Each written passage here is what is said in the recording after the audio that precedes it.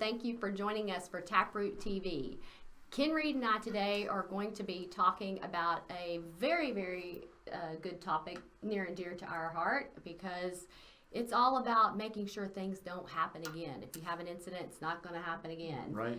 So, and that's corrective actions. And so when those incidents happen, we want you to have effective corrective actions so that these things don't happen over and over and over and over again. Yeah, it's one thing to do a good root cause analysis, which we see a lot of companies do, wonderful root cause analyses using Taproot, and then sometimes they fall down on the corrective actions on how to fix what they found. So why do you think that happens?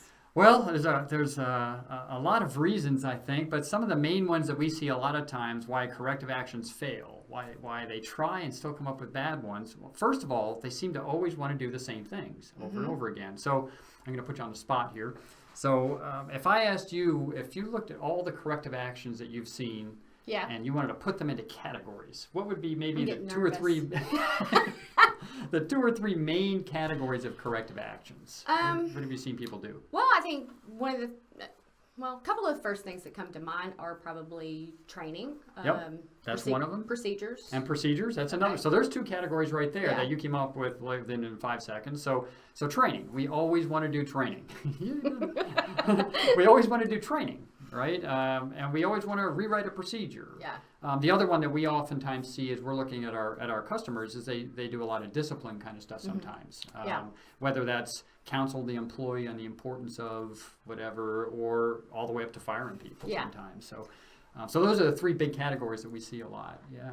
Well, what is it that companies can do to, say, lean away from some of those and target more, lean away from those administrative type of fixes and lean more towards looking at the human performance root causes or fixing system problems? Yep.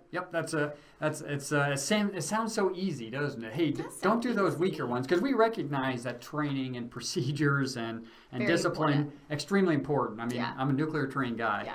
Training and procedures, very, very important. Well, it's important from the very beginning. It is. To have those. Absolutely, but we have to recognize at our companies that those corrective actions are inherently weak. Right. In fact, the way I like to always tell people is that if you have a training corrective action or a procedures corrective action, you should plan on that failing at some point.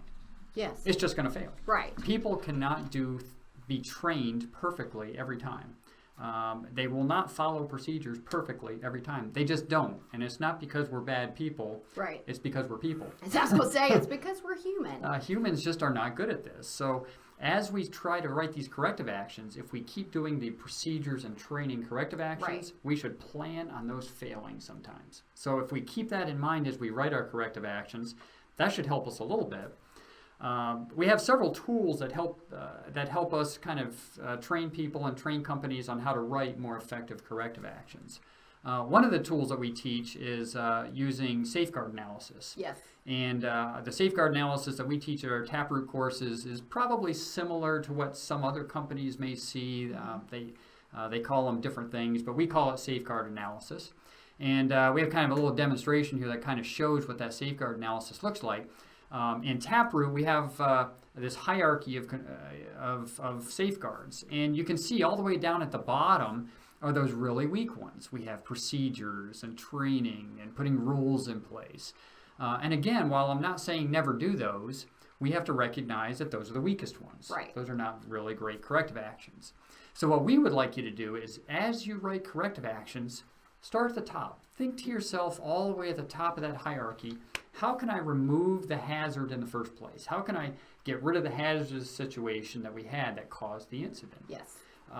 If I can't fully get rid of the hazard, can I at least get the people and the environment out of there? Can I remove the people from that hazardous condition? So that's the second one down, remove the target. Can I guard the target? Can I put some kind of a barrier that keeps the hazard and the target separated from each other? And I'm not going to go through these in a huge amount of detail, but you can probably see that as you work your way down that list, these corrective actions are getting weaker and weaker. Right.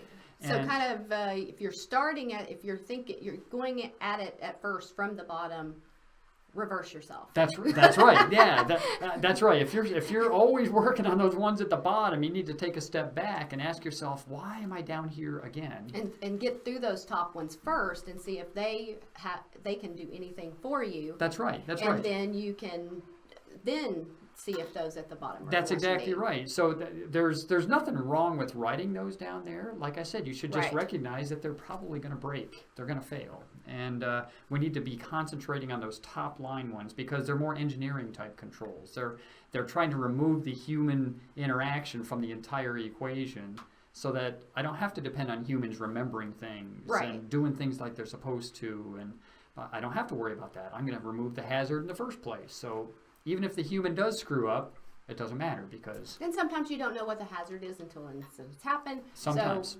So you can get in there and ask those questions. that's right.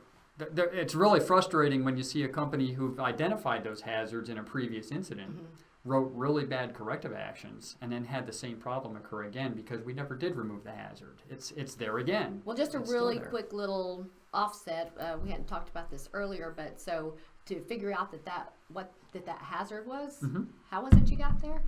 Yeah, that's something that we teach during our courses. It's called safeguard analysis, and we teach you how to identify hazards and targets, and then the safeguards that are in place Gotcha. or should have been in place. Gotcha. And as we're kind of talking through the safeguard analysis that we just mentioned, what we're really doing is trying to identify new safeguards or better safeguards that will prevent those hazards and targets from coming together. So we have a whole module that talks about how to do this, and it's really effective. It really gives you great corrective actions. That's wonderful. I Yeah. mean, that's what we want. We want to get to the real root causes of things, the real ability That's to right. get those real corrective actions that are going to make a difference. Right, right. So you have other tools. Yeah, we do. We have several other tools that we talk about. During our courses, we talk about smarter corrective actions. Yes. Some companies have the smart corrective Yes. actions. We wanted to be smarter, so we have smarter corrective actions.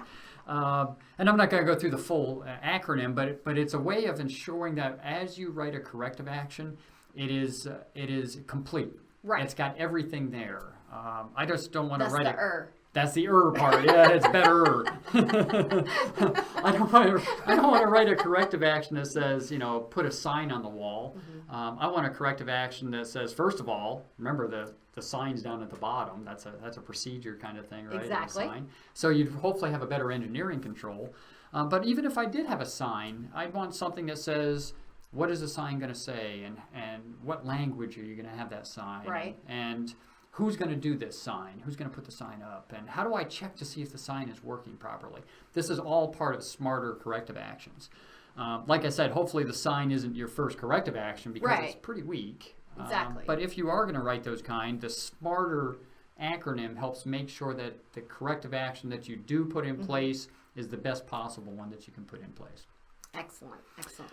So that's one of our tools. We teach the safeguards hierarchy. Safeguards. We do the smarter corrective actions. Yes. And then something that's really unique to Taproot is the corrective action helper. I love that. It is real. It's The corrective action helper. it is so nice. it I is. mean, the answers are really right there. It's like a cheat sheet. It right? is. It's an industry best practice cheat sheet. And It's- portable. And, yeah, it's right here in an easy to use book.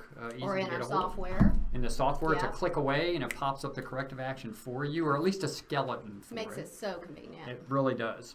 So what we do is as you do your root cause analysis and you come up with these terrific human performance related root causes, you then want to target your corrective actions not as general corrective actions, Right. but how do I fix that root cause? And the corrective action helper has a list of all of our root causes with corrective action, industry best practice ways of fixing all of those root causes. So you know that the corrective action you just wrote is targeted. It's not just some general do better next time, right? Right. It's a much more targeted way of correcting this specific root cause that you came up with during your investigation. So I love it. yeah, so it's a really powerful tool. I'm not the most creative guy, so I really get hung up on those training and procedures and discipline. I get hung up on those because they're easy to do. Well, it's comfortable for people. It is, because you've probably done them before. Right. And that's one of the reasons that people keep doing these same corrective actions over and over, because they're simple. It's easy. We do training anyway. We do tailgate meetings and toolbox talks, so we'll just add a 15-second training onto that, and that's our corrective action. And that's just really weak. So, but we're comfortable doing that. And procedures. It's all in a Word document now. Type it out, hit print, you got a new procedure. Yes. So it's simple, it's easy. And you feel like you've done an action. You do. You feel like you've done something. It's simple, easy, it's cheap, doesn't cost a lot of money, and yet we just know they're not effective. So this whole system here is designed to help get out of that rut. And this is a great help for me because I just can't think of better stuff. So this helps me out a lot. Well, obviously, first and foremost, we hope incidents don't happen. I mean, but they're going to. Right. I mean, they're just going to. Yeah. So, if you can get to the right root cause, put the best corrective action in place, then hopefully you're going to stop it from happening again. That's right. And it could be worse the next time it happens. That's so you right. definitely don't want that to happen. So I think these tools and these tips are great, but you're right. It's so easy to get in the comfort zone of the things that you know and the things that are easier, and then because we're all so busy. Right. And we're so busy, and it's like, well, here, let's do this. This is what I did last time. And, let's do it again. Right? Let's do this again. And move on, and because you got other things to do. And I've seen an awful lot of companies that do a great job on their root cause analysis. They use Taproot, do a great job. They come up with wonderful root causes, and then they just fall down on these corrective actions. A lot of responsibility comes on the end when you're putting a corrective action in place.